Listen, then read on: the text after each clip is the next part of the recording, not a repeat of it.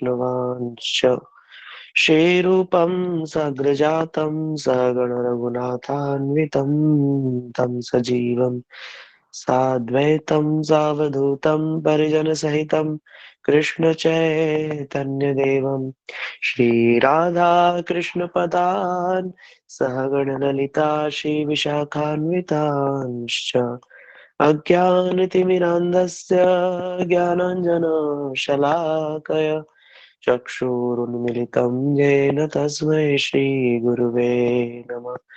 नमो विष्णुपादाय कृष्णपृष्ठाय भूतले श्रीमते भक्तिवेदान्त श्रीधरिति नामिने कृष्णलीला कथने सुदक्षम् औदार्यमाधुर्यगुणेशयुक्तं वरं वरेण्यं पुरुषं महान्तं नारायणं त्वां शीर्षा नमामि। हे कृष्ण करुणा सिंधु दीनबंधु जगतपते गोपेश गोपिका कांत राधा कांत नमस्तुते। तप्त कांचन गौरांगी राधे वृंदावनेश्वरी वृषभानुसुते देवी प्रणमामि हरिप्रिये। श्री कृष्ण चैतन्य प्रभु नित्यानंद श्री अद्वैत गदाधर शिवसादि गौर भक्त वृंद। हरे कृष्णा हरे कृष्णा कृष्ण कृष्ण कृष्ण कृष्ण हरे हरे राम हरे हरे हरे हरे राम हरे राम राम राम। राम हरे हरे। हरे कृष्णा। आप सब सर्वप्रथम मैं मेरे दीक्षा गुरु पाद पद्म परम आराध्यतम श्रीमद भक्ति वेदांत श्रीधर गोस्वामी महाराज जी के चरणों में दंडवत प्रणाम करता हूँ। तदुपरांत नित्य लीला प्रविष्टोम विष्णु पाद स्त्रोत्र श्रीमद भक्ति वेदांत श्री नारायण गोस्वामी महाराज जी के अभय चरणार विंदों में मेरा अनंत कोटि दंडवत प्रणाम है। समस्त रूपानु गुरु परंपरा जयुक्त हो, सपार्षद प्रभुपाद सपार्षद गौर हरि जयुक्त हो और ऑनलाइन कथा के माध्यम से सुन रहे वैष्णव वैष्णवी माता भाई बहन प्रभु आप सभी के चरणों में मेरा यथायोग्य दंडवत प्रणाम। हरे कृष्णा।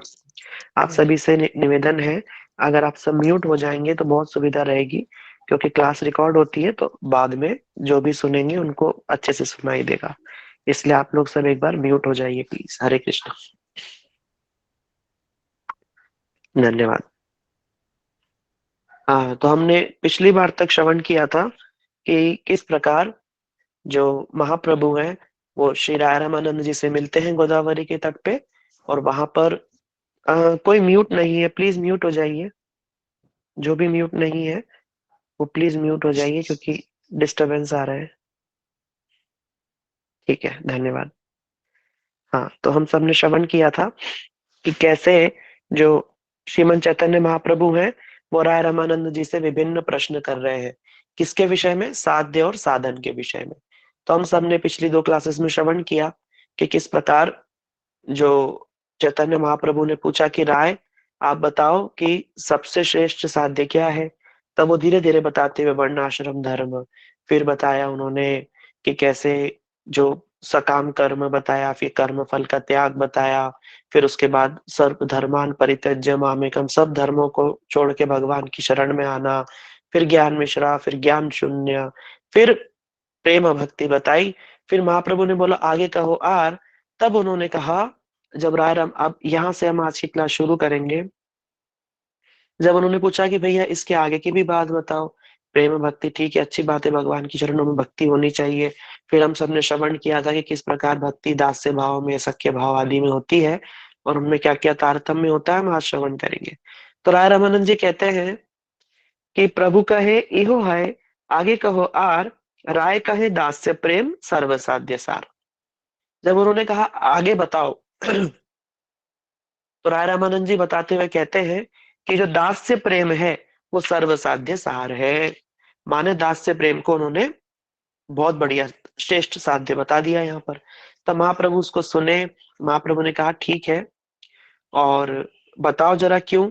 तब वहां पे कहते हैं कि देखो जो अ, अभी, हाँ, दास्य प्रेम, जो जो दास्य भक्ति होती है तो दास्य भक्ति के अंदर क्या होता है, ममत्व होता है, ममत्व होना चाहिए। जैसे हनुमान जी जो है वो ममता के साथ में, एक तो दास होता है जैसे एक नौकर होता है ना, जैसे अब इसको ध्यान से समझिए। जैसे हमारे घर में नौकर चाकर होते हैं, या हमारे दुकान मकान में कोई काम करने वाले होते हैं, तो आप देखो वो हमारे दास तो होते ही हैं, वो हमसे काम करा, वो हमारे यहाँ काम करते हैं, और उसके बदले में वेतन भोगी रहते हैं वो लोग, है ना। या कोई कोई वेतन भी नहीं लेते हैं, सेवा कर देते हैं। एक तो होता है सेवा करना, और एक होता है ममता के साथ सेवा करना। देखिए ये बहुत विशेष बात है, क्योंकि हम सब भगवान की सेवा करते हैं। यह ममता को विशेष रूप से बताया, ममत्व होना चाहिए प्रभु के प्रति, ममत्व, कि हाँ ये मेरे प्रभु है, मैं इनका दास हूँ। उन्हें ममता होनी चाहिए, जैसे माँ की ममता होती है ना बच्चे में, प्रेम, उसी प्रकार ये दास्य भाव में ममता होना आवश्यक है। और दास्य भाव फिर अलग अलग तरीके का होता है। इसमें ऐश्वर्य युक्त रहता है, विश्रम रहता है ना, संभ्रम रहता है। जैसे कि हम सबने पिछली बार भी श्रवण किया था, जैसे राम जी की भी दास से भक्ति होती है, जैसे हनुमान जी भी राम जी के दास हैं, है ना। सब भगवान के कई प्रकार के राम जी के बताए। लेकिन वहां पर और ब्रज के जो दास से भक्ति है, इन दोनों में तारतम्य है ना। उन दोनों में तारतम्य, तारतम्य माने और गहरा विचार है उसके अंदर। तारतम्य होता है, किसी में ममता ज्यादा होती है, किसी में कम होती है, इस प्रकार से रहता है। तब महाप्रभु ने कहा कि हाँ ये बात बिल्कुल ठीक है, कि दास जैसे यह नाम श्रुति मात्र न पुमान भवती निर्मला, तस्य तीर्थ पद किंवा दासा नाम वशिष्यते। जो श्रीमद् भागवत से प्रमाण देते हुए राय रमन जी कहते हैं कि जो अम्बरीश महाराज है, आप सभी जानते हैं कि अम्बरीश महाराज जी थे, कैसे एकादशी रखी थी, दुर्वासा जी आए थे और बहुत कुछ हुआ था।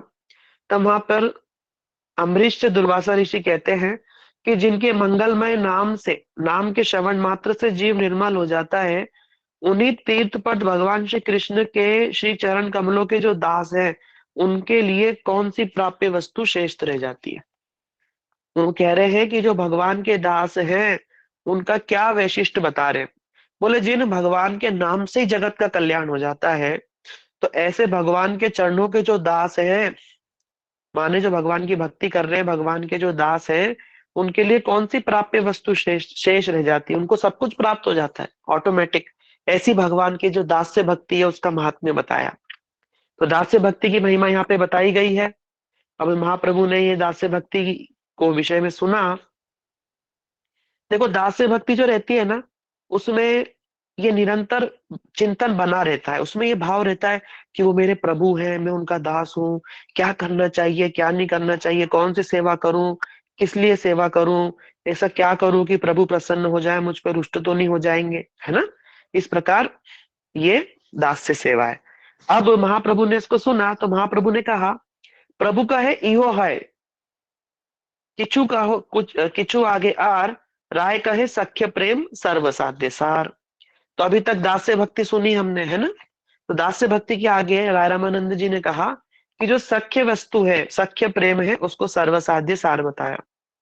आप सभी जानते हैं कि सख्य माने क्या होता है, सखा भाव, कृष्ण के प्रति सखा भाव। अब देखो भगवान के प्रति सखा भाव राम जी के अवतार में भी है, कृष्ण अवतार में भी है ना। सब कृष्ण में भी, जैसे मथुरा के भी सखा है, द्वारका के भी सखा है, ब्रज के भी सखा है। इन सब में अलग अलग भाव है। इन सब चीजों को हमें समझना है, थोड़ा ध्यान से सुनिए सखा, क्योंकि ये जो सख्य भाव है ना, यहाँ से सब चीज बदलती चली जाएगी आगे, ठीक है। और हमने ये बताया था कि जो दासता है, जो दास्य भाव है, वो ये जो चार प्रमुख रस है, दास्य, सख्य, वात्सल्य और मधुर, इन सब में दास्य भाव रहता ही रहता है।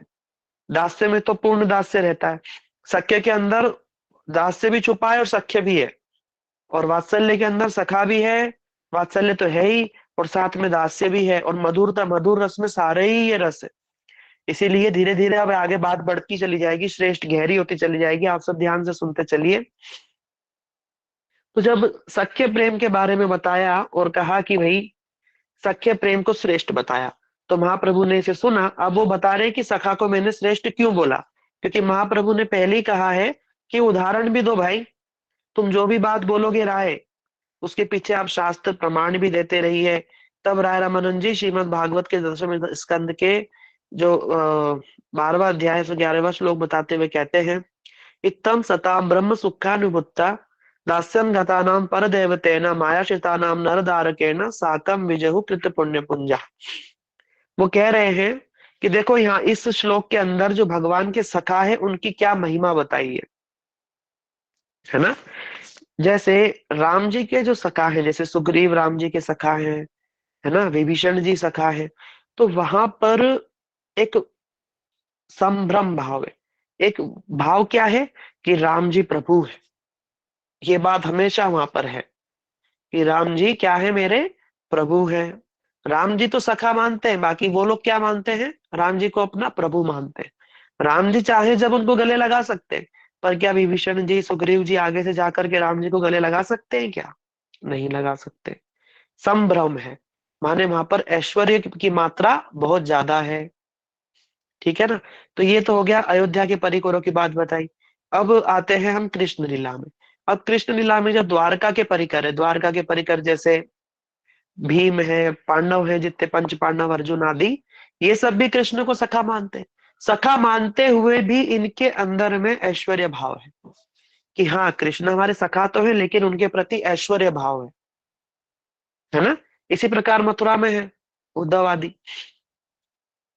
लेकिन जब कृष्ण ब्रज में आते हैं, अब ब्रज के सखा जो है उनके अंदर ये ऐश्वर्य भाव नहीं होता। पूर्ण सख्य रस उनके अंदर में रहता है पूरा।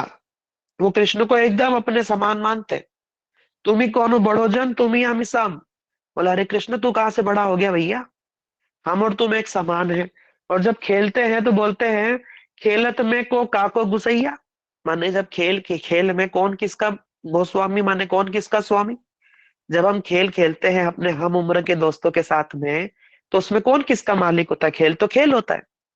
इसी प्रकार कृष्ण के सखा ब्रज के अंदर जो है वो कृष्ण के साथ खेलते हैं और कृष्ण को अपने समान ही मानते हैं। जब कृष्ण हार जाते हैं तो कृष्ण को घोड़ा बनना ही पड़ता है। कभी कभी कृष्ण सोचते हैं कि भाई अभी दूसरा, जैसे श्री राम हार गए एक बार, ब्रज लीला है बड़ी सुंदर है कृष्ण की सखा लीला, सख्य रस की लीला। तो उसमें क्या होता है कि ब्रज के अंदर खेल चलता है। उसमें कृष्ण अगर हारेंगे तो कृष्ण को घोड़ा बनना पड़ेगा, बाकी सब उनके ऊपर चढ़ेंगे। और अगर श्री राम हार गए तो वो उनके ऊपर कृष्ण चढ़ेंगे, ऐसे करके जोड़ी से खेल होता है। अब कृष्ण जब जीत गए तो वो तो श्री राम की पीठ पर चढ़ के सवारी कर ली। लेकिन अब जब कृष्ण की बारी आई घोड़ा बनने की हारने के बाद, तो कृष्ण जो है अपनी बात से मुकर गए। कृष्ण तो बड़े चालाक हैं कि भाई मैं क्यों बनूं, मुझे तो नहीं बनना, मैं तो नंद बाबा का लड़का हूँ, मैं तो राजा हूँ, ये वो ऐसे ऐसे बोलने लगे। श्री राम बोलते हैं भैया तू कौन सा राजा आया, तेरे पिताजी के पास 9 लाख गैया है, मेरे पिताजी के पास तो 11 लाख गैया है। चलो जल्दी से घोड़ा बन जाओ। और अगर कृष्ण ज्यादा नाटक करते हैं घोड़ा बनने में और अपने ऊपर दाम लेने में, तो सब उनको बेदखल कर देते हैं अपने ग्रुप से कि चलो अब कृष्ण को नहीं खिलाएंगे। फिर कृष्ण फुट फुट के रोते हैं, फिर काकू करते हैं कि हाथ जोड़ के विनती करते हैं कि हमें अपने ग्रुप में ले लो, हमें खिला लो भैया, अब नहीं करूंगा, अब हारूंगा तो पक्का घोड़ा बनूंगा। इस प्रकार ये सखारस है। माने इन जो ब्रज गोप सखा हैं, इनकी क्या महिमा है देखो, कि जिनको ब्रह्म ज्ञानी लोग जिसको ज्योति स्वरूप मान करके हैं बोले, और और अलग अलग माया आश्रित लोग जो कृष्ण को साधारण मनुष्य मानते हैं, है ना, और ब्रह्म का मानते हैं, योगी इनको क्या मानते हैं, ऐसे सखा जो हैं वो कृष्ण को, क्या इनका सौभाग्य है जो कृष्ण के साथ में ऐसी ऐसी लीलाएं करते हैं। ऐसे ही सखाओं का वैशिष्ट बताया है सख्य रस का। अब धीरे धीरे बात आगे बढ़ गई। अब ये सखा रस जो है भक्ति विनोद ठाकुर जी कहते हैं कि ये दास्य रस से श्रेष्ठ है। ये दास्य रस से श्रेष्ठ है क्योंकि इसमें धीरे धीरे मधुरता बढ़ती जा रही है। देखो आनंद बढ़ रहा है, कृष्ण का भी आनंद बढ़ रहा है, आस्वादन बढ़ रहा है, और जो सखा है उनका भी आस्वादन बढ़ता ही चला जा रहा है ना। तो इस प्रकार से ये सख्य रस की बात आ गई। ठीक है। अब यहाँ पर आगे की बात महाप्रभु कहते हैं, जब महाप्रभु ने ये सख्य रस की बात सुनी कि भैया हाँ, कि सखा रस में देखो कैसे जो कृष्ण के सखा होते हैं जो ये सख्य रस को प्राप्त हो जाते हैं, माने जो भगवान को इस रस में जो प्राप्त करते हैं उनको किस प्रकार आनंद मिलता, महाप्रभु बड़े प्रसन्न हुए। और पहली बार, अभी तक कह रहे इहो है कि हाँ ये है आगे कहो आर, लेकिन अभी महाप्रभु कह रहे इहो उत्तम, आगे कहो आर। बोला ये तो तुमने बड़ी उत्तम बात बताई राय, बड़ी उत्तम बात है, पर आगे कुछ और बताओ। तब राय रामानंद जी कहते हैं, वात्सल्य प्रेम सर्वसाध्य सार। राय रामानंद जी कहते हैं महाप्रभु जी से कि जो वात्सल्य प्रेम है वो सर्वसाध्य सार है। अब यहाँ पे बात चली आई है वात्सल्य प्रेम की। वात्सल्य प्रेम क्या होता है? जिसमें कृष्ण को अपना पुत्र मान करके अपना अपने आप को पालक और कृष्ण पाल्य हो जाते हैं। हम जैसे नंद बाबा यशोदा मैया कौन है, उनकी क्या भाव है कि कृष्ण हमारा पुत्र है, कृष्ण का हम पालन करते हैं, कृष्ण का हम पालन नहीं करेंगे तो कमजोर हो जाएगा, है ना, अच्छे से उसकी परवरिश करनी होगी, जिम्मेदारी। ठीक है ना, ये सब कौन से भाव है? ये वात्सल्य भाव है। इसको श्रेष्ठ बताया किसने? राय रामानंद जी ने। अब बताते हुए कहते हैं कि जो नंद और यशोदा है, इनके विषय में आगे की बात बताते हैं कि देखो ये नंद और यशोदा का क्या सौभाग्य है। अब यहां से क्या होता है कि जो वात्सल्य रस है इसमें जो नित्य परिकर है, आगे जो बात आएगी अब, उसमें नित्य परिकर ही उस पद को प्राप्त कर सकता है। आप सब ध्यान से श्रवण कीजिए। जैसे कृष्ण के माता पिता, अगर हमें इस भाव में सिद्धि भी मिल जाती है तो भी हम नंद और यशोदा नहीं बन सकते। नंद बाबा और यशोदा मैया ही कृष्ण के असल माता पिता रहेंगे और हमेशा ही रहेंगे। अगर हम जो भी इस भाव के भक्त होते हैं वात्सल्य रस के, अगर उनको सिद्धि भी प्राप्त होती है, ब्रज में स्थान भी प्राप्त होता है, तो वो क्या बनेंगे? वो ये नंद बाबा और यशोदा मैया के सेवक बनेंगे और उनके अनुगत्य में कृष्ण की सेवा उनको प्राप्त होगी। वो डायरेक्ट नंद यशोदा कोई नहीं बन सकता। ये देखो यहां से ये बात पलटती जा रही है। यहाँ पे नित्य परिकर ही उस पद को प्राप्त करते हैं और हम उसको नहीं प्राप्त, जो साधक है वो नहीं उसको प्राप्त कर सकता। ठीक है ना? इसलिए देखो आगे चल के आप सब जानते हैं कि कुछ नित्य परिकर होते हैं और कुछ साधन सिद्ध परिकर होते हैं, जो साधन के द्वारा सिद्धि प्राप्त करके वहां पहुंचे होते हैं। और कुछ परिकर नित्य ही परिकर है, हमेशा ही। ठीक है ना? जैसे नंद बाबा है, यशोदा मैया है, ब्रज की अष्ट सखिया है, राधा रानी, ये नित्य परिकर है। ये साधन सिद्ध परिकर नहीं है, ये साधन के द्वारा सिद्धि प्राप्त करके वहां नहीं गए हैं, ये हर समय ही वही है। आप सब समझ पा रहे हैं मैं क्या बताना चाह रहा हूँ? एक बार अनम्यूट करके आप लोग बताइए कि मैं जो समझाना चाह रहा हूँ आप समझ पा रहे हैं? क्या कोई प्रश्न हो तो पूछ सकते हैं यहाँ पर। हरे कृष्णा दंडवत प्रणाम प्रभु जी। हाँ जी माता नहीं जी तो बताइए। जी, ये परिकर का मतलब क्या है? परिकर मतलब होता है भगवान के पार्षद, मतलब जैसे नंद बाबा है, यशोदा मैया है, ये परिकर है। परिकर माने कृष्ण के साथ ही रहते हैं हमेशा। जी मतलब जैसे भगवान श्री कृष्ण के साथ नंद बाबा, उनके सखा मित्र, ये परिकर सब पहले से ही आते हैं। हाँ, अलग अब आप इसको ध्यान भक्ति। से सुनिए। हाँ, ध्यान से मैं समझा देता हूँ परिकर क्या होता है।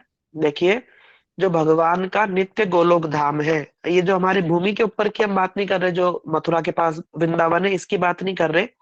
जो भगवान का नित्य गोलोक धाम है, वहां जो लोग नित्य निवास करते हैं, शुरू से ही वही है, वो भगवान के नित्य परिकर हैं।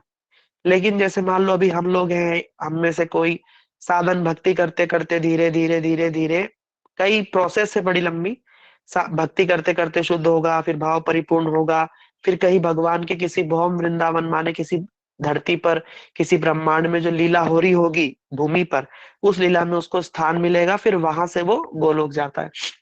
ये होते हैं साधन सिद्ध परिकर। तो साधन सिद्ध परिकर जो है, वो साधन सिद्धि के द्वारा जो बनता है वो तो बनता ही है, लेकिन ये नित्य परिकर जो है ये भगवान के नित्य ही रहते हैं। जैसे भगवान के नित्य माता पिता कौन है? नंद और यशोदा। यहाँ से अगर कोई साधन सिद्ध होकर के गया वात्सल्य रस में वहां पर, तो वो नंद और यशोदा नहीं बनेगा।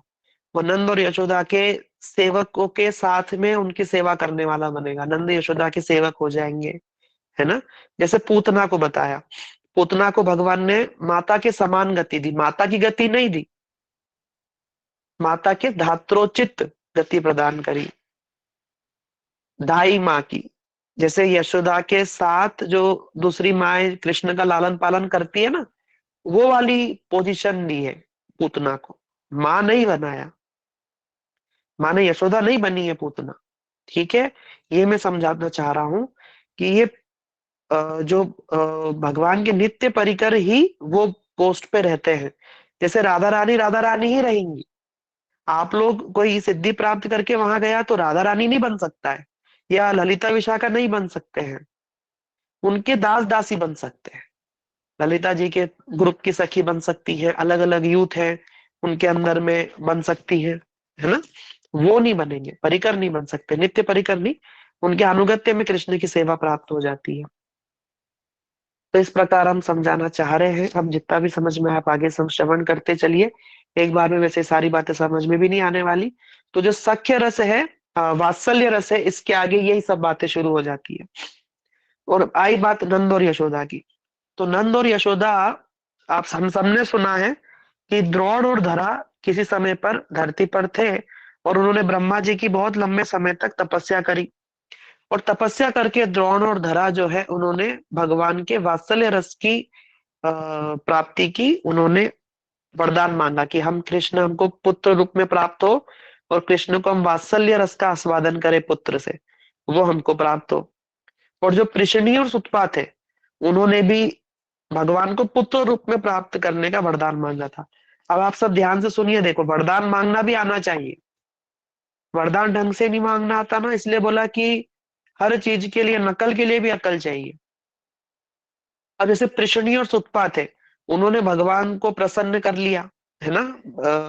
और जब उन्होंने वरदान मांगा तो उन्होंने मांगा, प्रभु हमें जो है आप पुत्र रूप में चाहिए, भगवान हमारे पुत्र रूप में आए।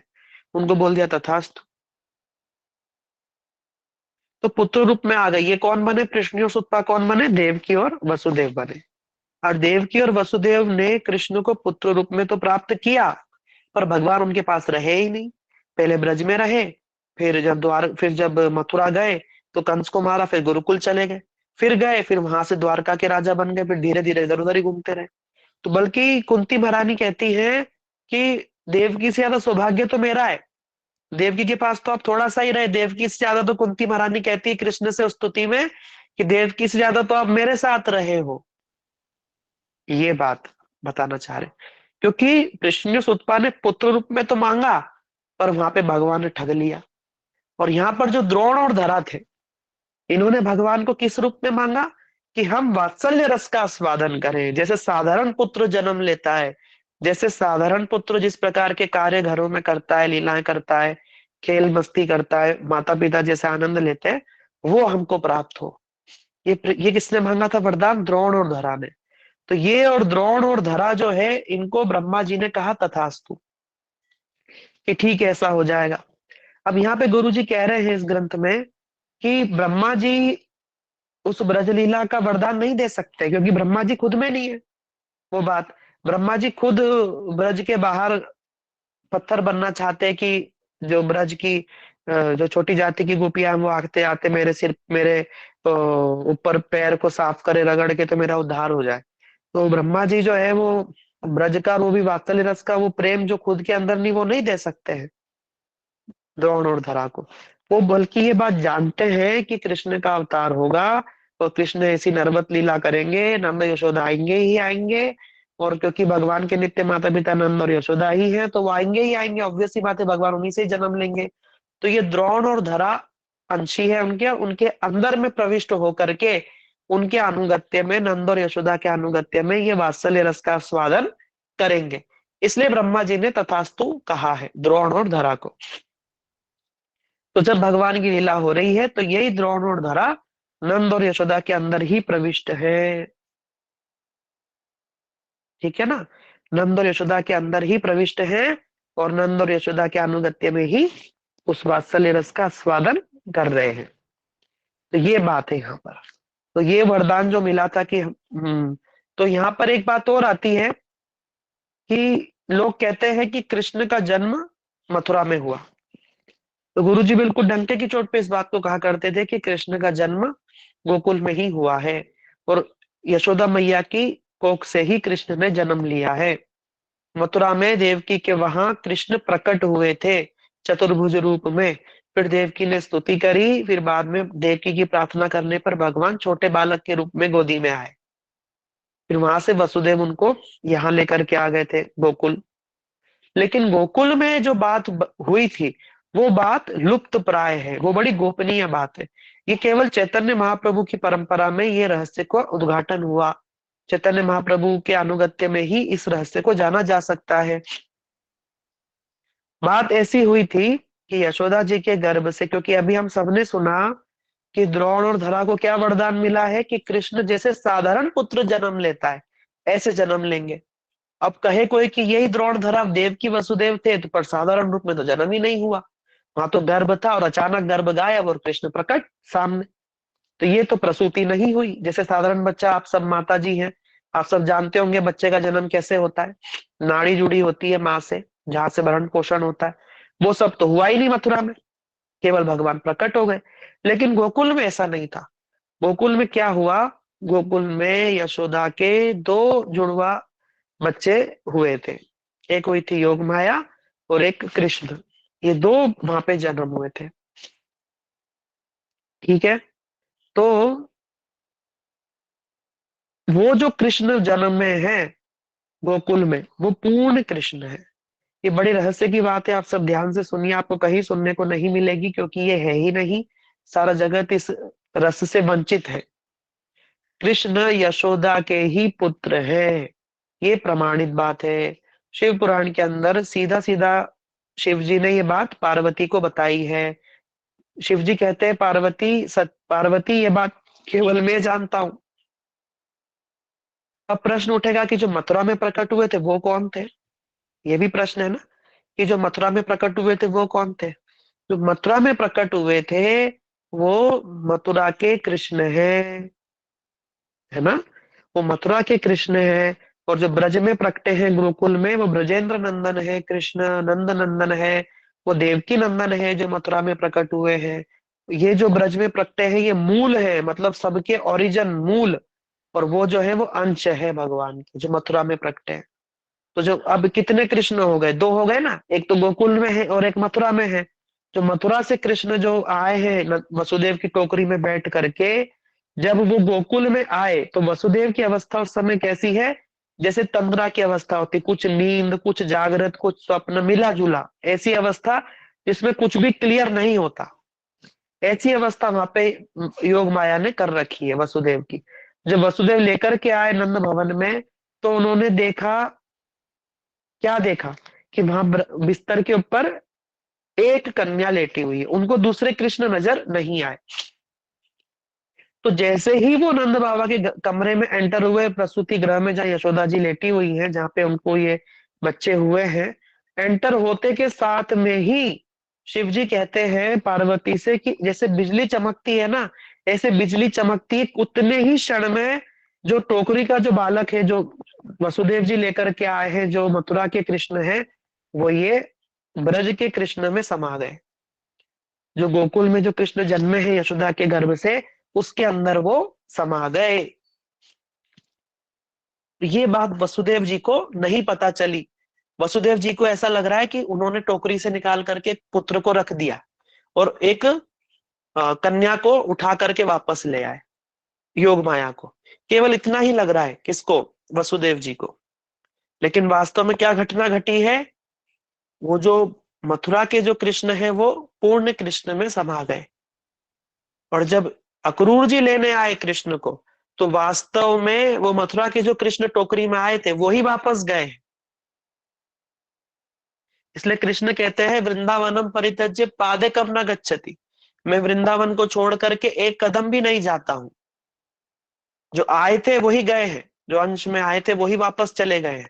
और ये जो ब्रजेंद्र नंदन कृष्ण है, ये ब्रज में ही रहे, अप्रकट रूप में अलग अलग रूप में रहते हैं, जो ब्रज गोपियों को हर आनंद भी प्रदान करते हैं विरह का। ये बड़ा गहरे अर्थ है इनके, इसे आसानी से समझ में नहीं आएंगे, पर फिर भी आप समझने की कोशिश कीजिए। हम बहुत आसान करके समझाने की कोशिश कर रहे हैं। तो हमने श्रवण किया कि नंद और यशोदा ही कृष्ण के असली माता पिता हैं। देवकी और वसुदेव के वहां जो प्रकट हुए थे वो थे भगवान के जो अंश हैं, कृष्ण के अंश हैं, मथुरा के कृष्ण है वो। ठीक है, वो वहां पे प्रकटे थे। और जब वसुदेव जी उनको टोकरी में लाए तो यहाँ कृष्ण में समा गए। और ये जो गोकुल में कृष्ण का जन्म जैसे साधारण बालक का जन्म होता है, गर्भ से जैसे जन्म होता है, और नाल जैसे माँ की जो नाड़ी जो जुड़ी रहती है वैसे जुड़ी हुई थी। फिर जब रोहिणी सुनंदा जी को, रोहिणी जी को होश आता है, और जब वो देखते हैं कि बच्चे तो हो गया, किसी को पता ही नहीं चला, तब नाड़ी छेदन हुआ। ब्रज में कृष्ण का नाड़ी छेदन हुआ। आप सब ध्यान से पढ़िए, उसमें सीधा सीधा लिखा है कि गर्ग संहिता में भी लिखा है कि नाड़ी छेदन के समय जो ब्राह्मण रहता है वो नाड़ी छेदन, आजकल जैसे हॉस्पिटल में होता है ना, क्या होता है, बच्चा होता है वो साथ साथ में नाड़ी को काट देते क्लिप लगा करके। ऐसा नहीं होता था पहले। पहले नाड़ी छेदन संस्कार होता था। उसमें क्या किया जाता था, ब्राह्मण, क्योंकि अब ये नाड़ी छेदन होते के साथ में ही क्या हो जाएगा, सूतक लग जाते थे, राइट। तो ब्राह्मणों को पहले ही उसको नाड़ी छेदन से पहले नंद बाबा संकल्प, जो बच्चे का बाप होता है, पिता होता है, वो संकल्प लेता है कि मैं ये चीज ब्राह्मणों को दान करूंगा नाड़ी छेदन से पहले।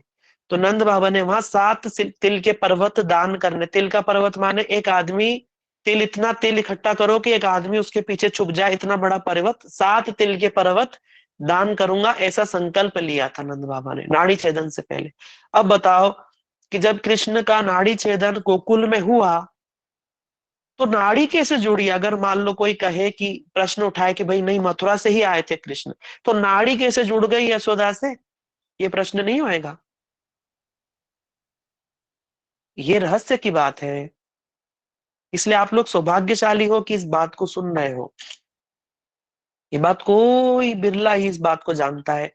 लेकिन गुरु जी, जो हमारे बड़े गुरु जी नित्य लीला प्रविष्टो विष्णुपाद अष्टोत्तर शत श्रीमद भक्ति वेदांत श्री नारायण गोस्वामी महाराज जी, वो डंके की चोट पर सारे मथुरा के पंडों के बीच में, नंदगांव बरसाने सब पंडों के बीच में डंके की चोट पे इस बात को कहा करते थे।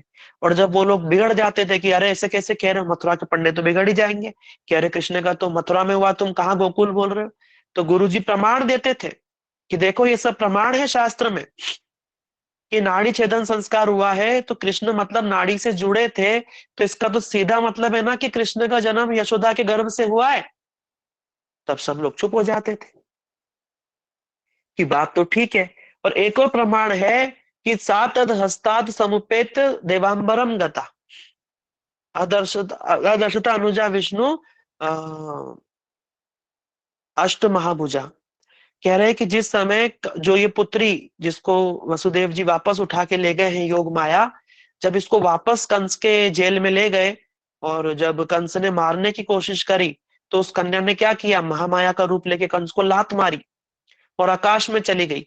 आकाश में जाकर के दुर्गा का रूप ले लिया, और दुर्गा का रूप लेकर के कहती है, अरे कंस तो मुझे क्या मारेगा, तुझे मारने वाला तो कहीं और जन्म ले चुका है। क्या बोली, कहीं और जन्म ले चुका है। अगर कहीं देखो, अब दुर्गा झूठ तो नहीं बोल सकती, देवी देवता का ही स्वभाव है ना, वो कभी झूठ नहीं बोलते। अब बोले कि भाई आकाशवाणी भी कभी झूठी नहीं। क्या बोली दुर्गा जी, कि कहीं और जन्म ले चुका है, कहीं और। अब वो कंस की जेल में है, और कृष्ण का जन्म अगर मथुरा में ही हुआ होता तो ये क्यों बोलती कहीं और जन्म ले लिया। कहीं और जन्म ही लिया था, इसलिए ऐसा कहा। कहाँ जन्म लिया था, गोकुल में कृष्ण ने जन्म लिया था। मथुरा में तो प्रकट भय थे। ठीक है, और उदाहरण सुनिए, और प्रमाण सुनिए। जब वो कन्या ने लात मारी, तो जब वो अदृश्य हुई, तब वहां पर क्या कह रहे हैं वेद व्यास जी, भागवत में क्या लिखा है, अदर्शिता अनुजा विष्णु। विष्णु की अनुजा माने विष्णु की छोटी बहन अदृश्य हो गई।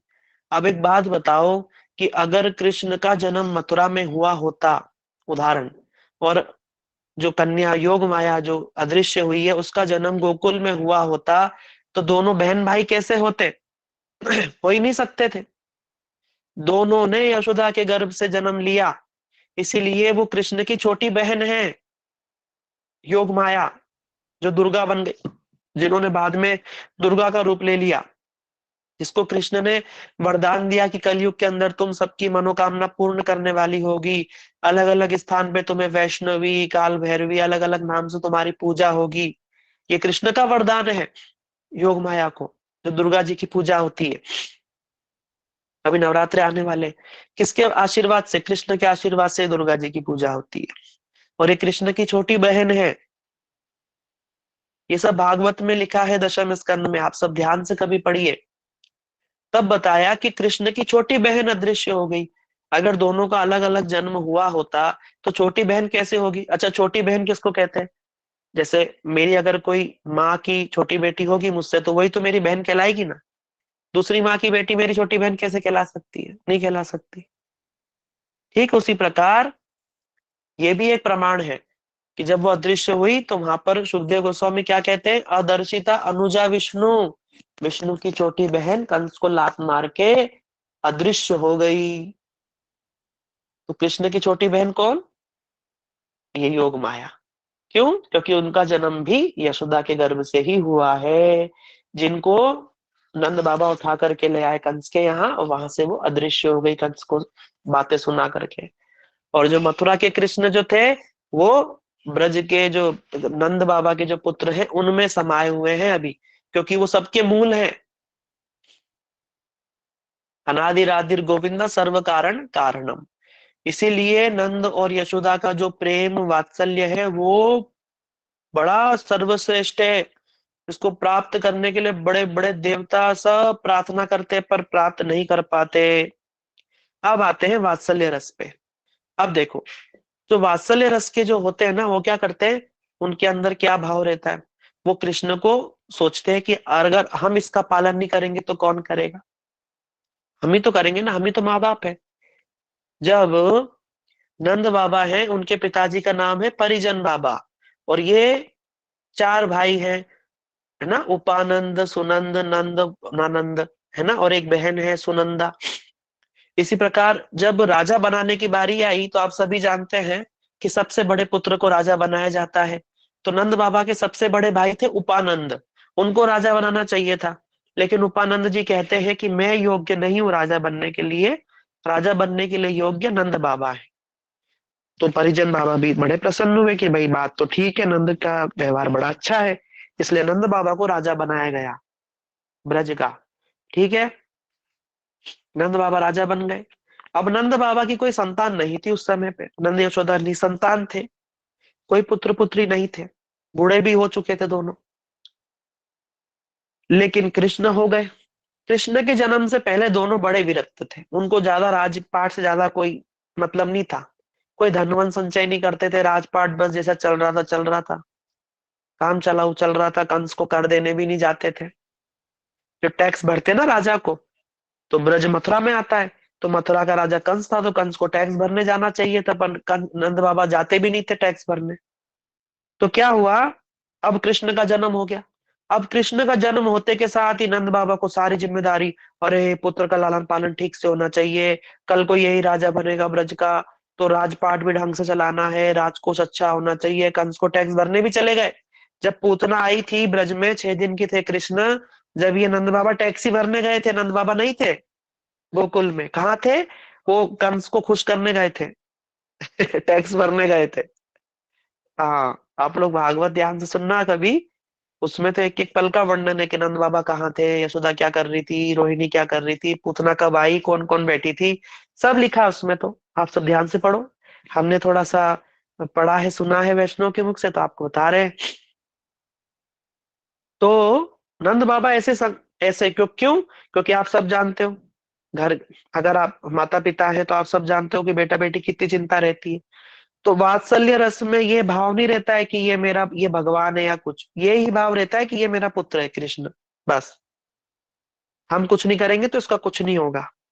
और बल्कि नंद बाबा को तो चिंता और रहती थी कि ये चोर और है, अगर ये चोरी ऐसी चोरी करता रहा तो इससे शादी कौन करेगा और इसको राजा कौन बनाएगा, इसका होएगा क्या? जैसे कोई नालायक बच्चा होता है ना, तो माँ बाप को कितनी चिंता रहती है। समझदार बच्चे के लिए इतना जोड़ के नहीं रखते जितना नालायक बच्चे के लिए जोड़ते। मालूम है समझदार तो कुछ ना कुछ कर ही लेगा, लेकिन नालायक के लिए तो और चिंता करके और रख करके जाते हैं, उसके नाम पहले ही सब कुछ कर जाते हैं। क्यों? क्योंकि मालूम है बाद में भैया भाभी इसको कुछ देंगे कि नहीं देंगे, कोई भरोसा नहीं। इसी प्रकार नंद बाबा यशोदा मैया को चिंता होती है कृष्ण की। यशोदा मैया समझाती भी, अरे लाला, तू ऐसे चोरी करेगा, घर घर जाके माखन चोरी करेगा, तो तेरे से ब्याह कौन करेगा? ऐसे, ये सब वात्सल्य रस है। तो ये रस जो चीज है, ये अभी हमारे धीरे धीरे लुप्त हो रहा है समाज से। पहले के लोग उस रस तत्व को जानते थे, ये रस क्या होता है, ये वात्सल्य रस क्या होता है, सखा रस क्या होता है, दास्य रस क्या होता है, मधुर रस क्या होता है। और ये रस को धीरे धीरे पोषित करने वाली वस्तुओं को किया जाता था, तो रस बने रहते थे। ये भगवान सब शिक्षा देते जगत में कि देखो, संसार में ऐसे रहो और फिर पार भी उतरो। ठीक है ना। अब नंद बाबा यशोदा मैया का प्रेम तो क्या कहने। अब एक कीर्तन है कि सारे ब्रज की जो माँ है वो यशोदा को धन्य धन्य कहती है, क्योंकि सारे जगत को जो पालन करता है यशोदा, उसको अपने दूध से पिला करके उसका पालन करती है। सारे जगत का जो भार उठाता है यशोदा मैया, उसको अपनी गोद में उठाती है। सारा जगत जिसके इशारे पे चलता है, नंद यशोदा उनको अपनी उंगली पकड़ के चलना सिखाते हैं। अब सोचो, क्या सौभाग्य है देखो। तो कह रहे हैं ये वात्सल्य रस दास्य और सख्य से श्रेष्ठ है। अब आप खुद ही देखो ना, अब माँ जिस प्रकार से स्तनपान कराती है बच्चे को, जिस प्रकार उसको आनंद आता है, बच्चे को आता है, हर समय साथ रहते, सोते, खाते, पीते। अब सखा तो इतने समय थोड़े ना रहते, सखा कितनी देर खेलने जाते, उतनी देर बस। और माँ दोस्त भी होती है, माँ बच्चे की सेवा भी करती है, और माँ बच्चे से वात्सल्य रस भी में भी सेवा करती है। तो ये माँ में तीनों ही रस आ गए, माँ बाप में। नंद यशोदा में ही पीछे के दो रस और है। दास्य रस तो है ही है, सख्य रस भी है, और वात्सल्य तो भैया परिपूर्ण है दोनों के अंदर। इसलिए नंद और यशोदा का ऐसा सौभाग्य है कि कुंती महारानी भी कहती है कि मैं तो धन्य कहूंगी उस यशोदा को जिसके घर में आपने ऐसी ऐसी लीलाएं करी। कृष्ण को कह रही है। ठीक है। और जब उद्धव और जब कृष्ण चले गए, आप सब जानते हो कि कृष्ण ने माता पिता के साथ घर में कितनी सुंदर सुंदर लीलाएं करी है। कृष्ण कितने शैतान थे, कई बार बांधना भी पड़ा कृष्ण को, मारा भी, यशोदा मैया ने धमकाया भी। जब मिट्टी खाली, जब धमकाया तो मुख में पूरा ब्रह्मांड दिखा दिया। पूरा ब्रह्मांड देखने के बाद साधारण माँ होगी तो डर जाएगी, पर यशोदा मैया ने सोचा कि इस पे कोई भूत लग गया, इतना प्रेम है कि झाड़ फूक करा, और जला करके आग, उसमें मिर्ची झोंक करके जो धुआं दिया, नजर लग गई। और कृष्ण ने छींक छींक करके तो बोला, भैया आप तो ऐसा चमत्कार मैया को नहीं दिखा सकते, वरना मैया तो ऐसी नजर उतारती है, कभी गोबर से नहलाती है, कभी गोमूत्र से नहलाती है, कभी ये सब करती है। तो कृष्ण जो है, ये प्रेम है। इसलिए कोई लोग कहते हैं कि ब्रज के अंदर ऐश्वर्य नहीं, माधुर्य है। माधुर्य इतना ज्यादा है कि ऐश्वर्य दिखता नहीं, ये असली बात है। भले ब्रज के अंदर भगवान का माधुर्य बहुत ज्यादा है, उसमें ऐश्वर्य नहीं दिखता। जैसे कृष्ण के सखाओं का, ब्रजवासियों का कृष्ण के प्रति इतना प्रेम है, इतना प्रेम है कि वो मानते ही नहीं कि ये कृष्ण भगवान है, भले गिरिराज उठा ले, भले गिरिराज उठा ले, मानेंगे ही नहीं कि ये भगवान है। एक क्षण के लिए भी नहीं मानेंगे कि ये भगवान है। सब क्या सोचते हैं कि नारायण कृष्ण के अंदर आते हैं और अपना काम हमारी रक्षा करके, क्योंकि हम सब नारायण के भक्त हैं, और जब हम पे विपत्ति आती है तो नारायण कृष्ण में आते हैं और हमारी रक्षा करके चले जाते हैं। वो कृष्ण को भगवान नहीं मानते। कृष्ण तो बोले ये तो हमारा बालक है। सारी मैया कृष्ण को पुत्र रूप में मानती है, सारे बाबा कृष्ण को पुत्र रूप में, सारे लड़के जो छोटे बच्चे हैं, वो कृष्ण को सखा रूप में, सारी गोपियां मेरी प्रियतम के रूप में मानती हैं। इस प्रकार कृष्ण का प्रेम है ब्रज के अंदर। यहाँ तक कि अहो अति धन्या ब्रजगो रमण्या स्तन्नामृतम पीतम अतीव ते मुदा यासाम विवो बस्तर आत्मदात्मनाम यह तृप्यते।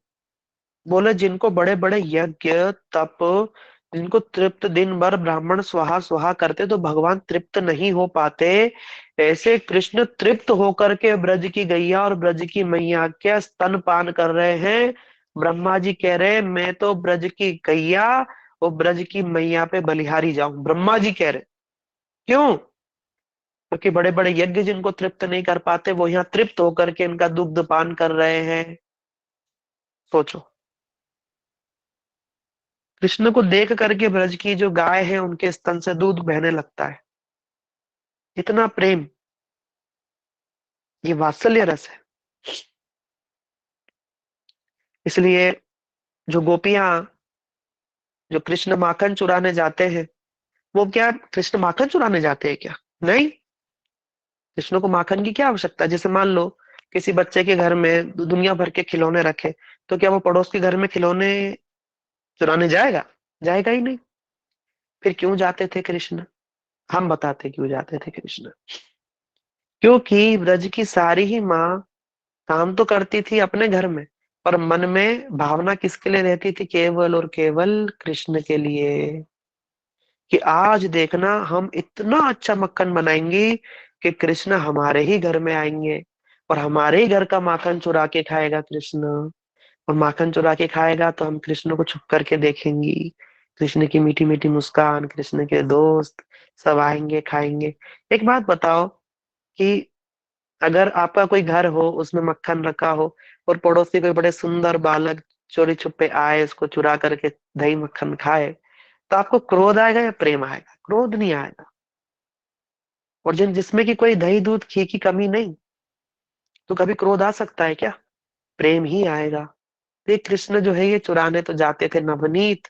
ये नवनीत नहीं, ये नवनीत रूप जो गोपियों का हृदय है, उनको ही चुराने जाते थे। और वो भी कृष्ण की मजबूरी होती थी जाना। क्यों मजबूरी होती थी? एक ब्रज का कीर्तन है। सारी माँ ब्रज की बनाती तो मक्खन है, लेकिन मन में भावना क्या करती है? आज मेरे अंगना में आओ नंदलाल, आओ गोपाल, दर्शन की प्यासी गुजरिया शाम। अंगना में आओ मेरे माखन को खाओ, मीठी मीठी हंस के दिखाओ नंदलाल। ओ गोपाल, दर्शन की प्यासी गुजरिया शाम। रैन नहीं सोए भोर उठे ही बिलोवे दही। बोला हम रात भर नहीं सोई हैं, सुबेरे उठते से दही बिलो रही हैं। और क्या कर रही है? गावे और ध्यावे तो है ही नंदलाल। ओ गोपाल, दर्शन की प्यासी गुजरिया शाम। कोरी कोरी मटकिन में गोरी गोरी गैयन को, कोरी कोरी मटकिन में गोरी गोरी गैयन को, न्यारो दही जमा के राख्यो नंदलाल। ओ गोपाल, दर्शन की प्यासी गुजरिया शाम। कह रही है कृष्णा, तुम्हारे लिए हमने पुरानी मटकी नहीं इस्तेमाल करी है, एकदम कोरी कोरी नई नई मटकी में, और गोरी गोरी गैयन को, सबसे अच्छी अच्छी जो गाय है ना कृष्ण, उसका दूध निकाल के बढ़िया तुम्हारे लिए रखा है शाम। मेरे घर में आओ, वो माखन को खाओ। और यशोदा मैया से कहती हैं गोपियां, कृष्ण से कहती है कि कृष्ण तुमने यशोदा मैया का तो मक्खन बहुत खाया है ब्रजरानी का। कह रही है ब्रजरानी को माखन बहुत ही खायो। ब्रजरानी कौन? यशोदा। ब्रजरानी को माखन बहुत ही खायो, अब मो गरीबन को करो तो निहाल। ओ गोपाल, दर्शन की प्यासी गुजरिया शाम। अब बताओ, इस प्रकार कोई प्रार्थना करेगा तो कृष्ण जाएंगे कि नहीं जाएंगे? अरे भाई जाएंगे ही जाएंगे, वो रोक ही नहीं पाएंगे अपने आप को। इस कारण से कृष्ण को जा करके माखन चुराना पड़ता था। इसलिए आप लोग सब भी अपने घर में जो भी काम करो, काम करते करते मन में गोविंद का, ठाकुर जी का स्मरण करते, उनका वो मधुर मुस्कुराता चेहरे को याद करते हुए, गोविंद दामो दर माधवेति, गोविंद दामो दर माधवेति, गोविंद दामो धर्माद्वेति, गोविंद दामोदर माधवेति। इस प्रकार भगवान के नाम का जाप कीजिए, तो अवश्य भगवान प्रसन्न होंगे, और हमारे भावों को भी भगवान ग्रहण करेंगे। और नंद यशोदा के प्रेम के तो क्या कहने भैया। जब कृष्ण यहाँ से चले गए ब्रज से छोड़ करके, तो इनकी क्या दशा हुई, कोई सोच नहीं सकता। जैसे प्राण निकल जाए, मुर्दा शरीर होता है ना, ऐसे ही दोनों रह गए। पूरे ब्रज की ऐसी हालत हो गई। गैया घास नहीं खाती, उनके आंखों से अश्रु बहते रहते।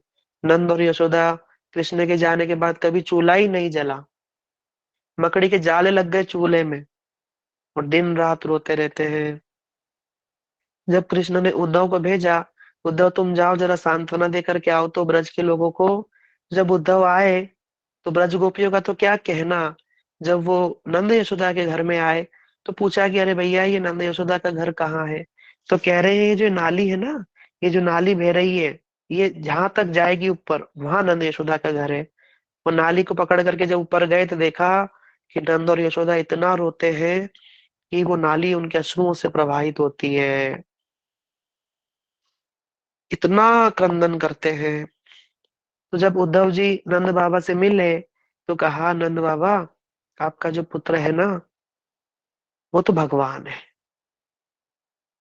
तो उद्धव नंद बाबा कहते उद्धव से, उद्धव मैं तो सोचता था तो तू तो ज्ञानी है, पर तू तो मेरे को लगता मूर्ख है, तेरे को तो कुछ भी ज्ञान नहीं है। एक बात बताओ कि वो जो कृष्ण है, जो यहाँ पे माखन चुराता हुआ घूमता है, एक बात बताओ भगवान कभी चोरी करते हैं क्या? वही गोपियां कभी स्नान करने चली जाए तो उनके कपड़े चुरा लिया करता था, भगवान कभी ऐसा करते हैं क्या? मैं बोलता हूँ, अरे कन्हैया जरा मेरी खड़ाऊ तो ले आना बेटा। तो उन खड़ाऊ को सिर पे रख करके लाता है। क्या भगवान कभी ऐसा करते हैं? तो मुझे एक बात बता, क्या भगवान ये मिट्टी खाते हैं क्या? क्या भगवान कभी माँ से डांट खाते, जूते खाते, मार पिटाई खाते, डंडी खाते? चल मान लो एक बार को कि वो भगवान था, मान लिया, तेरी बात मान ली कि हाँ वो भगवान था।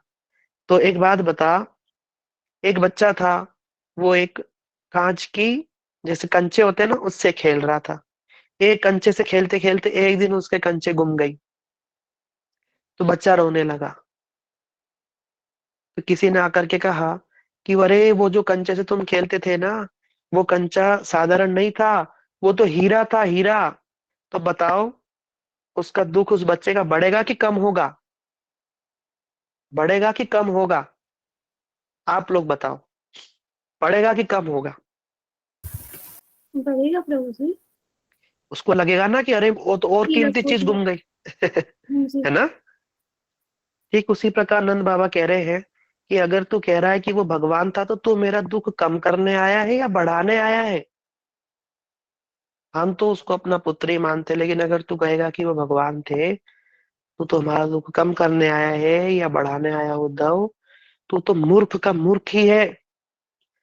तो उद्धव तो सबको सांत्वना देने आया था, कृष्ण को कहने आए, कह करके आए थे कि जाऊंगा 2 दिन में सबको सांत्वना दे करके, क्योंकि बड़े ज्ञानी हूं मैं, 2 दिन में सबको सांत्वना दे करके आ जाऊंगा। और नंद बाबा ने ही उनको ऐसी बात बोली ना कि उद्धव के सारे तर्क खंडित हो गए, और उद्धव का सिर झुक गया। और उद्धव को मन ही मन लगने लगा कि कृष्ण ने कितना अन्याय किया। फिर जब गोपियों के पास गए तो उसका तो क्या ही कहना भैया, उसका तो क्या ही कहना। और जब राधा रानी से मिले तो जो 2 दिन के लिए उद्धव आए थे, वो 6 महीना ब्रज में रहे, अंत में राधा रानी के चरण धूलि प्राप्त करने की प्रार्थना करते हैं उद्धव जी। तो ये ब्रज है भैया, ये वात्सल्य रस है। अब इसमें हम आगे बढ़ते, वरना हमारा ग्रंथ रह जाएगा और यही सब बातें होती रह जाएंगी। खैर, ये ब्रज रस, ये हमने सुनी वात्सल्य रस की भाव।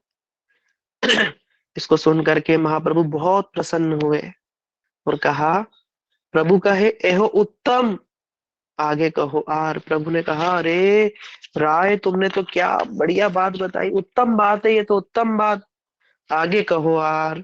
राय कहे कांत भाव, प्रेम साध्य सार। अब कांत भाव की बात आ गई। कांत भाव क्या होता है कि कृष्ण हमारे कांत हैं, कांत माने प्रेमी। ये एक और भाव आ गया। ठीक है, अब इसको हम श्रवण करते हैं। कृष्ण को अपना प्राण वल्लभ, स्वयं को अपना, उनको स्वयं को उनकी उपभोग्या कांता जान करके, अपने सारे सुख भोगों का त्याग करके एकमात्र श्री कृष्ण के जो सुख हो, कृष्ण को जिससे सुख हो, ऐसी तात्पर्यमयी जो संभोग लालसा है, वही कांता प्रेम है। मतलब कृष्ण को सभी प्रकार से सुखी करने का, अपना सुख बिल्कुल नहीं, वो कृष्ण को ही सुख देना, और कृष्ण को अपना प्राण वल्लभ, अपना प्रियतम मान करके जिस जो भजन भक्ति करते हैं, जो कृष्ण की सेवा करती हैं, उनको कांता प्रेम कहा गया। ये कांता प्रेम है। और भक्ति विनोद ठाकुर कहते हैं, वात्सल्य प्रेम तो उत्तम है, ये बात ठीक है, परंतु इसके ऊपर एक और रस है जिसको साध्य सार कहा गया है। वो रस क्या है? ये कांता भाव, जिसकी जिसके प्रेम की पराकाष्ठा साध्यों का सार है, मतलब इसकी बड़ी महानता है। इसलिए जो श्रीमद् भागवतम के अंदर भी बताया गया, ये क्योंकि हाँ, राय रामानंद जी वो हर चीज का प्रमाण दे रहे हैं। तो इसके लिए प्रमाण देते हुए, कांता भाव का प्रमाण देते हुए वो कहते हैं, नायम श्रेयंगौ नितांतरते प्रसाद स्वयोर्षितानाम नलिन गंध रुचाम कुतोन्य रासोत्सवस्य भुजदण्ड गृहीत कंठ लब्धा शिशाम्य यदुद्गाद ब्रज सुंदरी नाम। कह रहे हैं, जो रास उत्सव हुआ ब्रज के अंदर, उत्सव, उत्सव में सब प्रसन्न रहते हैं। ये रास उत्सव माने रस का उत्सव। ये रास शब्द का कहाँ से निकला है? रस से। रस से रास है, जहाँ सभी रस एक साथ परिपूर्ण मात्रा में उपस्थित होते हैं, वो ये रास है। सभी रस बहुत सुंदर। ये रास लीला तो सर भगवान की सर्वश्रेष्ठ लीला है ही। आप सभी लोग ने इस विषय में सुना ही होगा। तो रास उत्सव में क्या हुआ कि भगवान ने गोपियों के गले में हाथ डालते ना, जैसे दोनों हाथ गले के पीछे डाल करके भगवान ने बड़ा सुंदर नृत्य किया। तो ये जो सौभाग्य जो है, ये ब्रज की सुंदरियों को, माने ब्रज की गोपियों को मिला। ये ना तो लक्ष्मी को मिला, ना ये स्वर्ग की जो अप्सराएं हैं, जिनके शरीर से बड़ी सुंदर सुगंध आती है, उनकी तो बात ही छोड़ दो। लक्ष्मी तक को भी ये सौभाग्य प्राप्त। नायम श्रेयंगो नितांतरते प्रसाद। जो प्रसाद भगवान ने ब्रज की गोपियों को रास लीला में दिया, वो तो लक्ष्मी को भी प्राप्त नहीं हुआ। तो ब्रज की अप्सराओं के तो क्या ही कहने। यद्यपि उन अप्सराओं के शरीर में से कमल की सुगंध आती है बड़ी सुंदर, पर फिर भी उनको वो सौभाग्य प्राप्त नहीं है जो इन ब्रज की गोपियों को प्राप्त है। ये बहुत श्रेष्ठ है भैया। ये जो बात अभी हम सुन रहे हैं, जिसमें कि अपने आप को एक स्त्री और एक गोपी के रूप में मानना, भगवान हमारे प्रियतम है, इस रूप में भगवान की सेवा करने की जो लालसा है, ये कांता भाव है। इसमें अपने आप को पूर्ण रूप से वो करना होता है, अपना कुछ भी नहीं। सब कुछ किसके लिए? कृष्ण की सेवा के लिए, कृष्ण के सुख के लिए। अपने सुख की लेश मात्र भी लालसा इन शुद्ध भक्तों में नहीं होती, चाहे वो ये कांता भाव वाले हों, वात्सल्य वाले हों, जो भी। सब के सब किसके लिए? कृष्ण के लिए। कृष्ण प्राप्तिर उपाय बहुविधि है, कृष्ण प्राप्ति तारतम्य बहुत आछय, किंतु जार जय रस से ही सर्वोत्तम, तटस्थ हैया विचारिले आछी तरतम। कह रहे हैं कि कृष्ण को प्राप्त करने के अलग अलग उपाय हैं, अलग अलग रस हैं, अलग अलग भावों में अलग अलग तरीके से कृष्ण को लोग प्राप्त करते हैं। जैसे जो दास्य भाव के हैं वो दास्य भाव में प्राप्त करते हैं, वात्सल्य वाले वात्सल्य में, मधुर वाले मधुर में, है ना, और पारकीय वाले पारकीय में, स्वकीय वाले स्वकीय में। लेकिन यहाँ पर बताया कि जो जिस भाव में होता है ना, उसको वही श्रेष्ठ लगता है, उसको दूसरा श्रेष्ठ लगेगा ही नहीं। ये एक विशेष बात है। जैसे जो किसी का सख्य रस है ना कृष्ण का, तो उसको वो ही रस श्रेष्ठ लगता है, उसको फिर भले ही उससे श्रेष्ठ वात्सल्य हो, मधुर हो, पर वो उसको ही श्रेष्ठ मानता है, उसको वही श्रेष्ठ लगता है। क्यों? क्योंकि उसका वही स्वभाव है, उसका वही स्वभाव है। जैसे स्वाति नक्षत्र की बूंद, जब वर्षा ऋतु में स्वाति नक्षत्र पड़ता है, स्वाति नक्षत्र की बूंद है तो बूंद वही, नक्षत्र भी सेम है, लेकिन अलग अलग जगह पड़ता है तो अलग अलग जगह हो जाता है।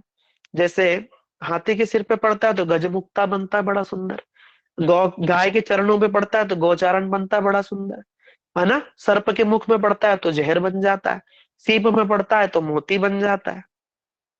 कैसी आश्चर्य की बात है ना। बड़े आश्चर्य की बात है। बूंद भी एक, पानी भी एक, नक्षत्र भी एक, पर अलग अलग जगह पड़ने पर अलग अलग। ठीक उसी प्रकार साधक का जब उसकी अ, जब सत्व जब उसका शुद्धि के बाद में जब उसका जो मूल स्वरूप है, जो भगवान के प्रति जो उसका भाव है, वो अपने आप प्रकट होता है। दास्य में है, वात्सल्य में है, सख्य में है, मधुर में है, वो अपने आप प्रकट होता है। तो जिसका जो होता है उसको वही श्रेष्ठ लगता है। ये सब बातें आप श्रवण करते चलिए। अभी हम कांता भाव पर आए हैं, जिसमें बताया कि जिसमें भगवान से किस रूप में किया जाता है, भगवान को प्रेमी के रूप में माना जाता है, कांता भाव के रूप में, है ना। अब हम इसमें आगे चलेंगे। अभी एक दो क्लास और लगेगी, फिर ये हमारा शेष हो जाएगा। अभी मैं इसको एक शॉर्टकट में आगे बता देता हूँ, फिर इसको हम दोबारा से फिर कंटिन्यू करेंगे। उसमें उदाहरण भी दिया है, राय रामानंद जी ने बहुत सारे उदाहरण भी दिए हैं। और एक बात और बताई है कि कृष्ण की भक्ति जो जिस प्रकार करता है, भगवान उसको उसी प्रकार से प्राप्त होते हैं। यो यथा माम प्रपद्यते ताम सतैव भजाम्य हम। जो कृष्ण को दास्य रूप में भजन करते, भगवान उनको दास्य रूप में ही अपना सेवा प्रदान करते। जो कृष्ण को सख्य रूप में भजते हैं, कृष्ण उनको सखा रूप में ही प्राप्त होते हैं। जो कृष्ण को वात्सल्य रस में प्राप्त, भगवान उनको उसी प्रकार से प्राप्त होते हैं। जो कांता भाव में भजन करते हैं, भगवान उनको उसी प्रकार प्रदान करते हैं। ठीक है ना। और जो भगवान को निराकार निर्विशेष, भगवान का कोई रूप नहीं, कुछ नहीं, तो भगवान उनको भी वैसा ही बना देते, जाओ निराकार कोई मिलो, जाओ वही हो जाओ। इसलिए बड़े सावधान। जिस भगवान की इन सब बातों को समझना थोड़ा कठिन है भैया।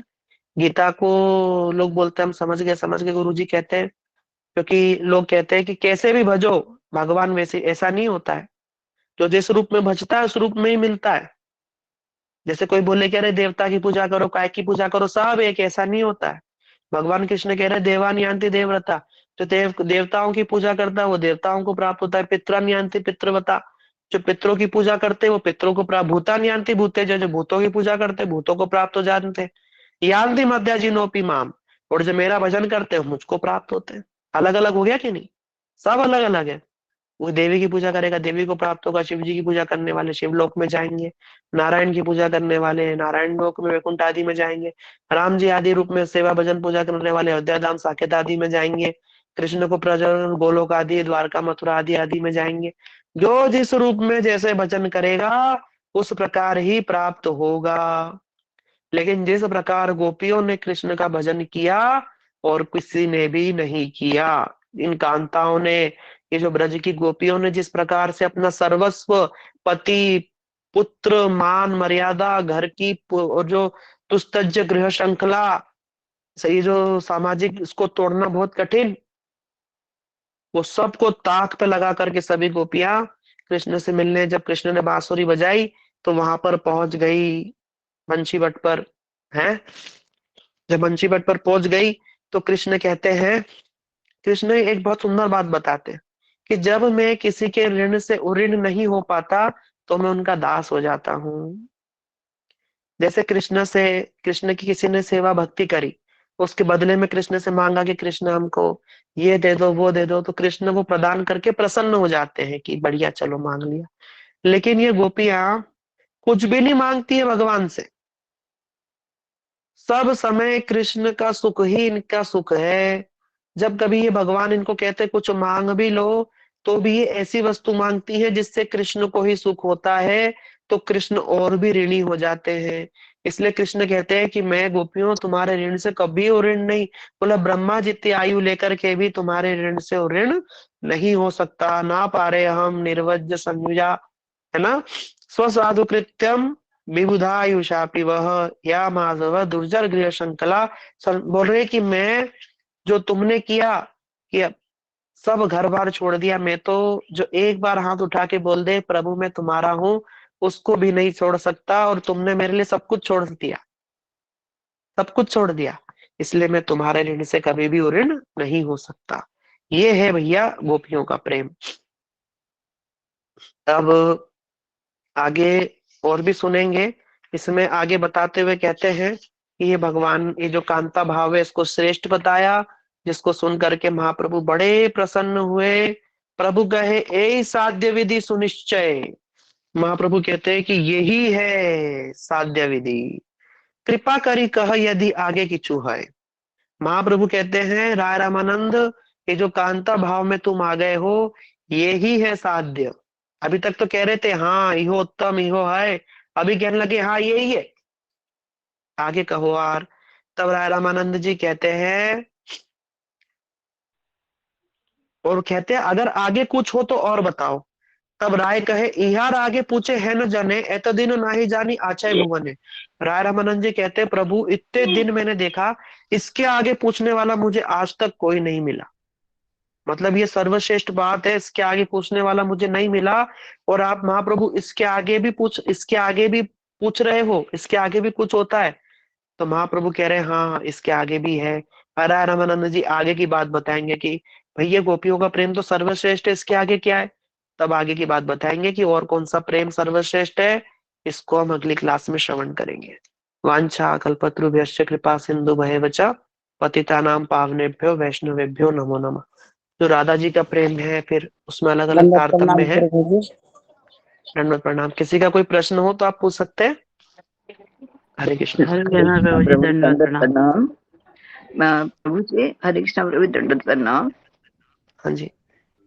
हाँ प्रभु जी, हरे जैसे कृष्णा आपने प्रभु जी, दंडवत नंद बाबा प्रणाम। के जो भाई बताए थे उनका एक तो आपने उपनंद बताया था और दूसरे नाम क्या बताए थे प्रभु जी आपने? नंद बाबा के भाई भाइयों का नाम, जी जी। एक उपानंद है, एक सुनंद है, एक नंद है, एक अभिनंद है। ठीक है। नंद एक एक अभिनंद। सुनंद बोला आप प्रभु जी, और एक क्या बोला? उपानंद, अभिनंद, सुनंद, अधि, अभिनंद। अभिनंद। जी। इनमें प्रभु जी सबसे बड़े कौन नंद थे? है, सबसे बड़े उपानंद थे। उनके पिताजी का उसके नाम था बाद परिजन बाबा। अच्छा, पिता का और नाम परिजन। हाँ, नंद बाबा तो बीच के पुत्र हैं, तीसरे नंबर के। जी प्रभु जी। ठीक है हरे कृष्णा प्रभु जी। ठीक है प्रभु जी। जी। और कोई? हरे कृष्णा प्रभु जी। जी माता जी पूछिए। हाँ जी, प्रिया दीदी आप पूछिए क्या प्रश्न है। हरे कृष्णा प्रभु जी, दंडवत प्रणाम। प्रणाम। प्रभु जी, प्रश्न है, उससे पहले मैं ये कहना चाहती हूँ कि आप जब बोल रहे थे तो ऐसा लग रहा था कि बस आप बोलते जाओ, सुनते जाए, मतलब इतना आनंद आया, मैं बता नहीं सकती। बहुत बहुत बहुत अच्छा लगा सुन के, बहुत अच्छा हाँ लगा। दीदी, सब गुरु वर्गों की वाणी है, भगवान की कथा है तो मीठी ही है ही। सीता जी लंका में थी, इतनी दुखी थी, बहुत दुखी। लेकिन जब हनुमान जी वहां पर गए, और हनुमान जी ने जब कथा सुन, हनुमान जी ने क्या करा, सीता जी को राम जी की कथा सुनाई। और जैसे ही सीता जी ने राम जी की कथा सुनी, सीता जी इतने कष्ट दुख में रावण के जेल में रह रही है, वहां अशोक वाटिका में घिरी हुई, इतने की हजारों किलोमीटर दूर राम जी से इतने साल इतने दिन हो गए। लेकिन राम जी की कथा सुनते के साथ में उनका सारा दुख दूर हो गया। राम कथा जय वर्णन लागा, सुनत हूँ सीता कर दुख भागा। सारा दुख दूर हो गया। ये भगवान की कथाओं की महिमा है दीदी, हमारा तो कुछ नहीं। हम तो टेप रिकॉर्डर है, बज गए। प्रभु जी, चाहे आप टेक रिकॉर्डर है, जो भी, मतलब मैं बता नहीं सकती कितना अच्छा लगा सुन के, इतना सुकून मिल रहा था ना। मतलब ये लग रहा था कि आप बोलते जाए, मतलब बीच में कोई कुछ बोले ही ना।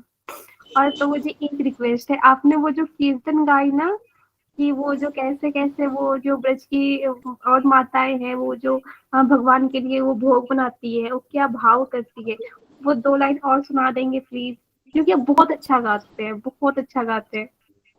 हाँ ये भजन अच्छा है, मुझे बहुत अच्छा लगता है, मेरे गुरुजी भी गाते हैं। आज मेरे अंगना में आओ नंदलाल, ओ गोपाल, दर्शन की प्यासी गुजरिया शाम। ये कीर्तन। थैंक यू प्रभु जी। हरे कृष्णा प्रभु जी। जी माता जी।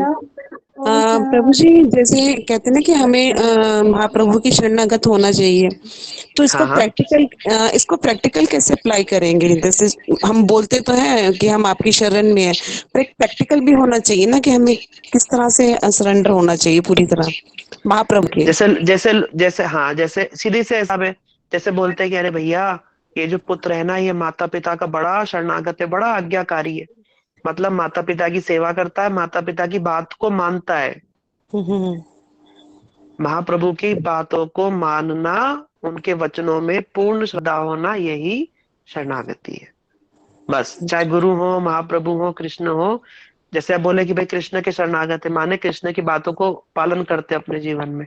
कहा जी जी महाप्रभु के शरणागत, माने महाप्रभु की जो शिक्षाएं हैं, जैसे त्रिनादपि सुनिचैन, अपने आप को दीनहीन मानना, सबको सम्मान देना, सहिष्णु होना, ये सब जी गुणों को अपने महाप्रभु की शिक्षाओं को जितने परिमाण में अपने अंदर उतारेंगे, उतने परिमाण में ही उनके शरणागत समझे जा सकते हैं। बस, सीधा सीधा बात।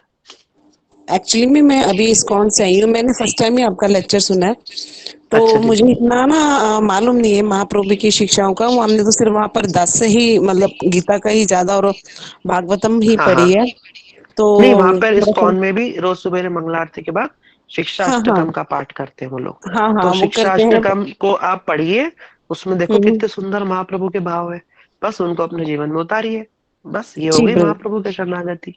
ठीक है ना। जी प्रभु जी, जी प्रभु और जी, वैसे तो जो शुक्रिया। गुरु वर्ग कहते हैं, वैष्णव कहते हैं, वो सब महाप्रभु की ही बातें हैं। उनको जी जी अपने जीवन में उतारिए, देखिए जी धीरे जी धीरे सब महाप्रभु की शरणागति होगी। ठीक है ना। जी जी जी, शुक्रिया प्रभु जी। हरे हरे ठीक। कृष्णा, धन्यवाद, हरे प्रणाम। कृष्णा माता जी, दंडवत हरे प्रणाम कृष्ण माता प्रभु जी। जी, प्रणाम। दंडवत प्रणाम दीदी, पूछिए। प्रभु जी, आप बता दीजिए कि कौन कौन से भाव होते हैं भक्ति में। क्या होते हैं।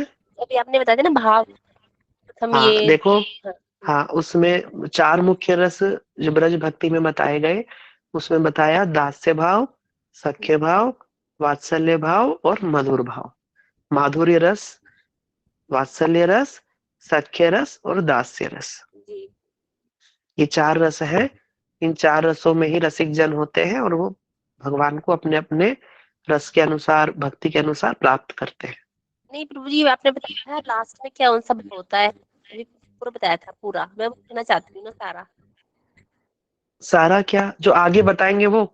नहीं नहीं, अभी आपने बताया था पहले भाव, फिर रति भाव आता है बाद में, तो मैं थोड़ा आवाज मेरी में सही से नहीं आई मुझे, मैं दोबारा सुनना चाहती हूँ कि जो मतलब कांता भक्ति की भाव। हाँ ये बताए थे ना आपने बहुत सारे भी, तब आप हाँ 10 सेकंड के बाद। हाँ, तो उसमें लास्ट में जो हमारा चल रहा था वो कांता भाव चल रहा था, माने माधुर्य रस चल रहा था। अच्छा, लास्ट उसमें का। बता। हाँ और प्रथम क्या हाँ, होता है, पहला। प्रथम होता है दास्य भाव। जी। दास्य भाव माने भगवान हमारे प्रभु, हम भगवान के दास, जैसे और हनुमान दूसरा। जी हैं। हाँ, दूसरा। दूसरा बताया सख्य रस, जैसे कृष्ण के दोस्त अच्छा। होते हैं, सखा, है ना। जी। कृष्ण के साथ खेलते हैं, वो कृष्ण को अपने समान मानते हैं, कृष्ण को अपने से बड़ा नहीं मानते, जो ब्रज के सखा होते हैं, है ना। जब कृष्ण हार जाते हैं तो कृष्ण को भी घोड़ा बनना ही पड़ता है, नहीं तो वो कृष्ण को खिलाते ही नहीं अपने साथ में। वो कृष्ण को बड़ा नहीं मानते, अपने समान ही मानते हैं, बिल्कुल। ऐश्वर्य नहीं रहता है वहां पे, एकदम समान समान, जैसे आपके दोस्त होंगे ना स्कूल में, ठीक मुझे वैसे मैं ही। मैं तो बहुत ही टू। बस उसी प्रकार वात्सल्य रस में माता पिता मानना कृष्ण को, कृष्ण हमारे पुत्र है, इस जी, प्रकार पहले मानना। पहले रति भाव कब आता है, रति भाव। ये रति भाव जो है ना माता जी, ये मधुर के अंदर है, माधुर्य रस के अंदर है। अच्छा अच्छा। रति मतलब श्रृंगार रस, तो ये अभी हम आगे सुनेंगे। श्रृंगार रस है ये। और मधुर रस माने श्रृंगार रस। और प्रेम भक्ति। प्रेमा भक्ति, ये सारी प्रेमा भक्ति, प्रेम माने प्रेम से भगवान की सेवा करना, अच्छा, चाहे वो दास्य वो रस सब में हो, रागन चाहे होगा है सक। ना। हाँ, चाहे वो नहीं, हम लोग सब रागन रूपानुगा है। रूपानुगा, हाँ जी जी। हम लोग और सब रागानुगा रूपानुगा क्या है। होते हैं, रागानुगा। रागानुगा मतलब वो भक्ति जो रागात्मिका का अनुसरण करती है, उसको रागानुगा कहते हैं। और रागानुगा में भी विशेष रूप से जिस प्रकार से महाप्रभु के धारा में रूप गोस्वामी ने जो आस्वादन किया है, उस धारा को हम लेकर के चलते हैं। हाँ, रागानुगा सभी रूपानुग रागानुग जरूर हैं, लेकिन जी सभी रागानुगा रूपानुगा नहीं है। कि रूपानुग होना बहुत विशेष बात है, क्योंकि इसमें मंजरी भाव हमको प्राप्त होता है। तो ये थोड़ा सा, ये वो भाव है जो श्रीमन चैतन्य महाप्रभु देने के लिए आए थे जगत में। ठीक है। जी। बाकी सब रस और भी संप्रदाय में है, सख्य वात्सल्य आदि, लेकिन ये जो रस है जिसको महाप्रभु देने आए थे, ये केवल गौड़ीय धारा में ही है, जी जी। जिसको महाप्रभु एक बार आकर के देते हैं, अनर्पित चरिम चिरात, करुणातीर्ण कलौ, ये वो रस है जिसको आप बोल रही हो, ये वो ही रस है माता जी, ये सर्वश्रेष्ठ है। इस ग्रंथ के बिल्कुल एंड में ये चीज आएगी, जैसे राधा जी, फिर राधा जी के अलग अलग किस प्रकार, फिर राधा जी की सखियां भी होती हैं, फिर मंजरियों के अंदर क्या भाव, फिर मंजरियों में भी ये जो रूप मंजरी कौन है, फिर ये महाप्रभु में रूप गोस्वामी बन करके आए हैं उस रस को देने के लिए। इस प्रकार से ही आगे पूरा डिस्क्रिप्शन है, धीरे धीरे आगे आएगा ये सब। जी आपकी वाणी इतनी मधुर है ना कि बस कानों को रस खुल जाता है। ये तो हम सुनते हैं जितने अरे भी माता जी ये भक्तजन सब भगवान की कथा है, मैं तो हम जब जब नहीं जो सुनते हैं आप सब ये बोलेंगे जो मैं बोल रही हूँ, अच्छा लगता नहीं, मधुर लगता है। हाँ हरे माता जी कृष्णा, धन्यवाद, प्रणाम। सब गुरु जी की कृपा है माता जी, धन्यवाद। हरे कृष्णा। हरे किसी का कृष्णा कोई प्रभु जी प्रश्न? हरे कृष्णा, हमें भी बहुत अच्छा लगता है आपकी वाणी से सुनने में। अरे माता जी सब आप लोगों की कृपा है, जैसे हाँ, कृष्ण बहुत ही मैयाओं के मधुर वाणी से आशीर्वाद से सुनाते चलते हो, हैं ना, ऐसे हम लोग ऐसा भी मन आप लोग करता के है सुनते आशीर्वाद से चल रहना। रहे हैं। ऐसा मन करता है आपके मुंह से सुनते रहे। ठीक है माता जी, प्रभु धन्यवाद। जी दंडवत प्रणाम। प्रभु जी हफ्ते में क्लास अच्छा लगता है। नहीं कल नहीं लेंगे माता जी, ये हफ्ते में एक बार होती है, ताकि आप एक हफ्ते तक खुद प्रभु से जी पढ़ करके चीजों को समझ लो। संजय प्रभु जी की क्लास शायद नहीं है कल, कोई मैसेज बात है नहीं, आज पड़ा आपने हुआ है जो इसमें। श्रवण किया है, कल अगर आज प्रभु जी आपने की जो क्लास श्रवण नहीं किया होगी। है इसको मन ही मन में थोड़ा सा दोहराना और थोड़ा याद करने की कोशिश करना हमने क्या सुना है। ठीक है, ये बहुत अच्छी चीजें आपको हमने सुना रहे हैं बहुत मेहनत करके, आप इनको जी समझेंगे ना, देखना फिर धीरे धीरे हमारी भक्ति परिपक्व होगी, स्ट्रांग होगी, भगवान के प्रति भाव पुष्ट होगा इन सब सिद्धांतों को सुनने से। ठीक है, ये गौड़ीय धारा है। विशेष रूप से देखो प्रश्न महाप्रभु कर रहे हैं, क्यों? क्योंकि महाप्रभु जो देना चाहते हैं ना, वो ही राय रामानंद जी के मुख से बुलवा रहे हैं। ये बड़ी ये बात है। ठीक है, सब ध्यान से सुनिए, यही कहना है। हरे कृष्णा हरे प्रभु जी। कृष्णा, दंडवत जी प्रणाम। माता जी पूछिए। प्रभु जी आपने जो अभी भजन गाया था क्या वो हम लोगों को मिल सकता है? बहुत ही मैं सुंदर देखूंगा भजन था। माता जी, अगर कहीं होगा ना तो मैं जी आपको उसको निकाल करके दूंगा आपको। ठीक है, जी प्रभु जी। हरे कृष्णा प्रभु जी। हरे हरे कृष्ण कृष्णा, माता जी, दंडवत प्रणाम प्रभु जी। कृष्णा प्रभु जी दंडवत प्रणाम दंडवत माता जी। प्रणाम प्रभु को। ठीक हरे है, कृष्णा अगर प्रभु जी, आपके दंडवत प्रश्न प्रणाम। प्रभु जी हरे कृष्णा प्रभु जी दंडवत प्रणाम। जय। हरे कृष्णा प्रभु जी। हरे कृष्णा।